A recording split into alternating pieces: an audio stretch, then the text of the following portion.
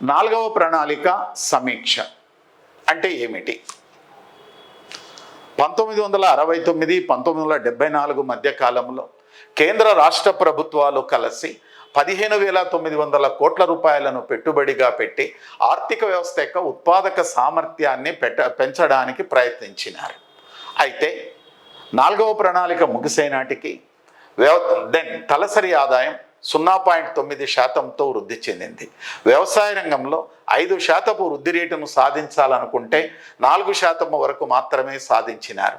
పారిశ్రామిక రంగంలో 8 నుంచి 10% వృద్ధి రేటును సాధించాలనుకుంటే 4.7% మాత్రమే సాధించినారు. ఈ ప్రణాళికా కాలంలో జాతీయ ఆదాయాన్ని 5.7%తో సాధించాలనుకుంటే కేవలం 3.4%తోనే వృద్ధి చెందినది. ఈ మొత్తం పైన ఈ సూచికల ఫలితాలను పరిశీలిస్తే ఒక వ్యవసాయ రంగం తప్ప మిగతా అన్ని ఆర్థిక సూచికలు లక్ష్య సాధనలో వైఫల్యం చెందింది. ఇంత పెద్ద ఎత్తున వైఫల్యం మూట కట్టుకొనడానికి పాకిస్తాన్తో యుద్ధం సంభవించింది.